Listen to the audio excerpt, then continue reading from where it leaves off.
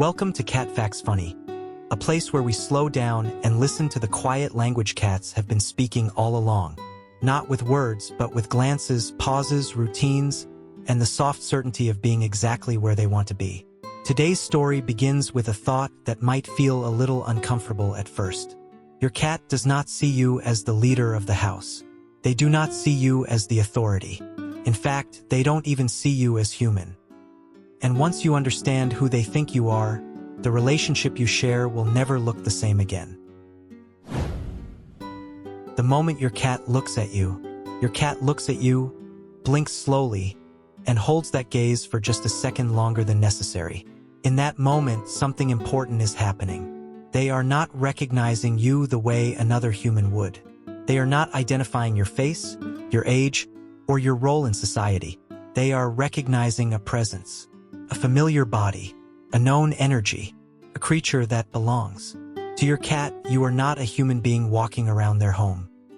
You are something far more personal. You are a very large, very clumsy, mostly hairless cat who somehow never learned the basics of feline etiquette, but tries anyway. As strange as it sounds, this idea is supported by behaviorists who study how cats categorize the world. Cats do not mentally separate humans into a different species category the way we do. Instead, they interpret us through the only framework they truly understand.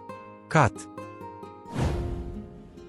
Why you are not seen as human. Cats do not have a mental file labeled human. They do not see opposable thumbs and upright posture and think about evolution. Their brains are not built for that kind of abstraction. What they do recognize is movement, smell, sound, routine, and emotional consistency. And when they process all of that information together, you fit neatly into their social world. You move like a cat that forgot how to be graceful. You make sounds like a cat that never learned how to meow correctly.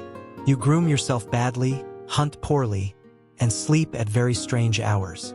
But despite all of that, you behave in ways that signal safety, familiarity, and emotional availability. And in feline terms, that matters far more than species. The giant cat theory.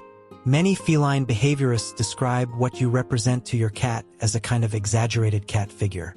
Not a peer exactly, but not an outsider either. In many cases, you are experienced as a parental presence. Not in a symbolic or sentimental way, but in a deeply instinctual one. Your cat sees you as a giant cat who provides warmth, food, protection, routine, and emotional grounding. A creature who may not be very good at hunting, but somehow always makes food appear. A creature who responds when they cry, stays nearby when they rest, and offers physical closeness when the world feels overwhelming. That combination triggers something very old in a cat's brain. Why mother energy matters. The strongest bond a cat forms in its lifetime is with its mother. That bond sets the blueprint for safety, attachment, and trust. When a cat feels that same sense of security with a human, the behaviors associated with kittenhood often resurface. Following you from room to room, vocalizing when you leave, sleeping pressed against your body, kneading you with soft, rhythmic paws. These are not signs of dominance or submission. They are signs of attachment. Your cat is not trying to control you.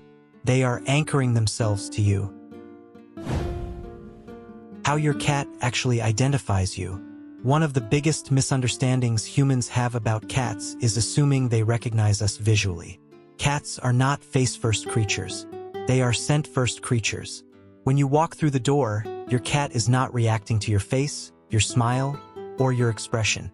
They are reacting to the chemical signature you carry with you. Your scent is a complex combination of your skin chemistry, your environment, the places you have been, and the objects you touch. To your cat, this scent is more specific than a name. It is identity. Why changing shampoo confuses them. If you have ever changed shampoo or detergent and noticed your cat sniffing you like something is wrong, this is why. You didn't just change how you smell. You briefly disrupted how you are recognized. Cats can still identify you underneath the new scent, but it takes an extra moment, a recalibration, a quiet mental check.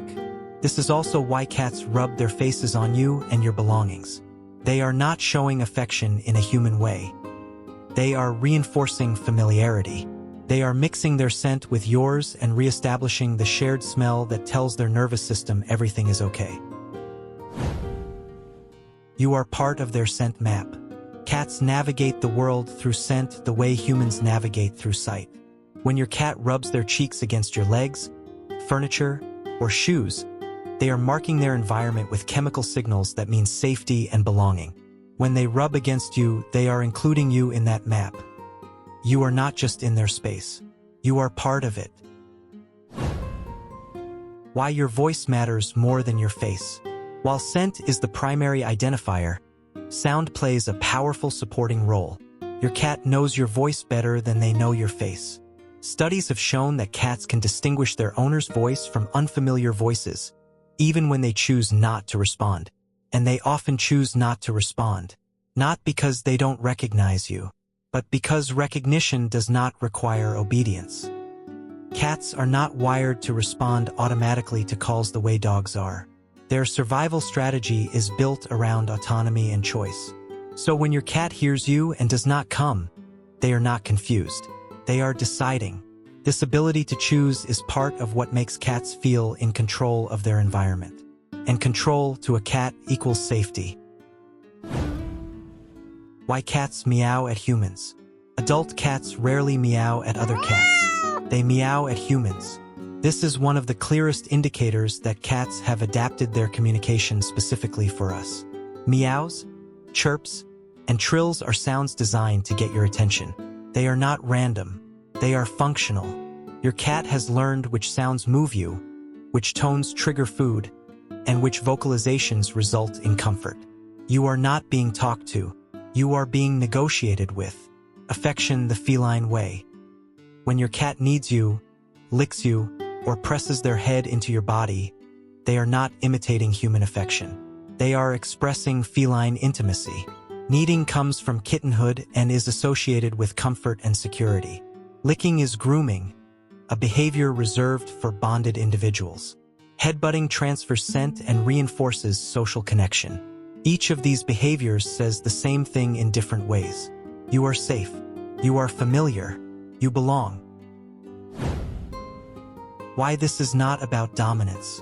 Cats do not operate on dominance hierarchies the way some animals do. They are not looking for a leader to submit to. They are looking for stability.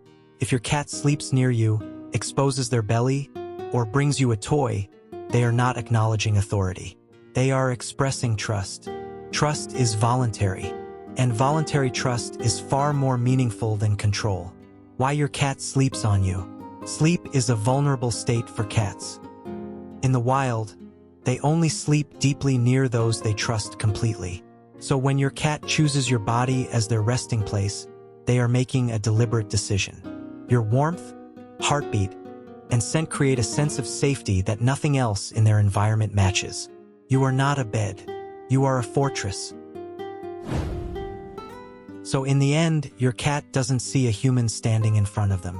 They see something far more familiar, a presence that feels safe, a scent that means home, a constant in a world that can change very suddenly.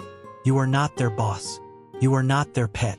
You are the one they choose to trust, to sleep near, to follow quietly from room to room. And that choice is never automatic for a cat. When your cat leans into you, blinks slowly, or settles beside you without asking for anything, that is their way of saying you belong together. Not by ownership, not by control, but by bond. Your cat doesn't see you as human. They see you as theirs. And in the feline world, that means everything. What being the boss really means.